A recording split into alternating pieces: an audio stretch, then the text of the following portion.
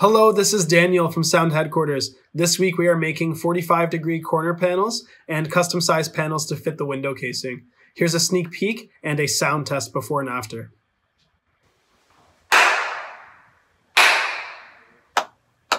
Check, check, check, check, check. So the first thing we're going to do is set up our miter saw on a 45-degree angle, and then we can begin cutting our 1x4. So the first ones we're going to do is the top and bottom of these panels. This client ordered two 2 feet by 6 feet panels, one 1 foot by 6 foot panel, and one 2 foot by 4 foot panel. So we're going to go ahead and get all of the tops and bottoms cut first, and then we will move on to the long sides. So I just like to get that first one cut exactly to size, and then I can match all of the other 2 feet ones to that one. And then same with the 1 foot wide panel as well. Now we can go ahead and cut all of our long pieces. So that's 3 pairs at 6 feet and 1 pair at 4 feet. And once these are cut, we can begin setting up the table saw on a 45-degree angle, using a scrap piece of wood to make sure the cut is going to clear okay to give us that nice 45-degree finished edge on the whole length of these panels. So we're going to go ahead and get those all cut, and then we can begin nailing together the frame. So to nail these together, I'm using a 16 gauge finish nailer and 2-inch straight nails, and just going ahead and getting it lined up before I drive it in. And we can go ahead and get all of these frames built, and then we will be ready for the rear upholstery.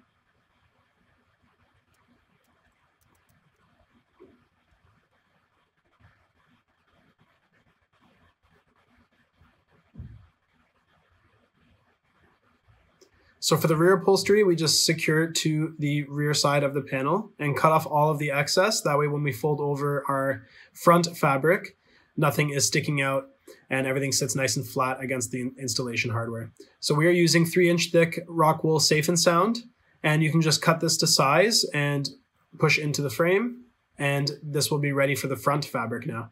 So we're going ahead and getting each corner secured first with slight tension.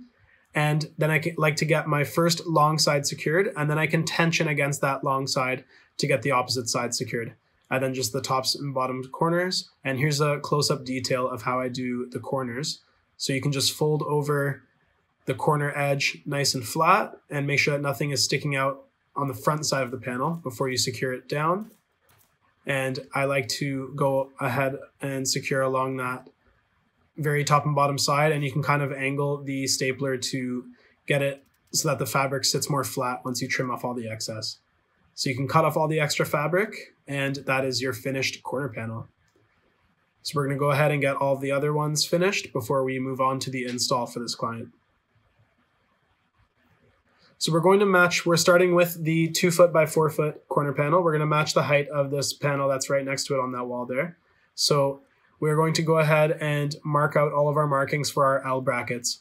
If you make your corner panel 2 feet wide, the panel will end at 17 inches away from the corner on both sides of the wall. So we're mounting these particular L brackets at 13.5 inches.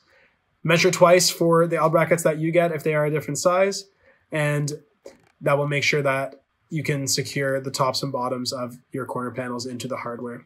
So we just use standard drywall anchors and L brackets, just use the supplied hardware and drill for the drywall, drill bit for the drywall, and repeat the same process on the bottom side of the corners, measuring against the installed L bracket the exact length of the panel.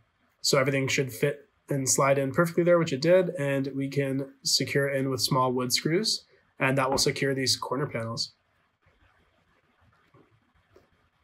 And just going ahead and getting the 1 foot by 6 foot and the other 2 foot by 6 foot panels into these corners here, and securing top and bottom side.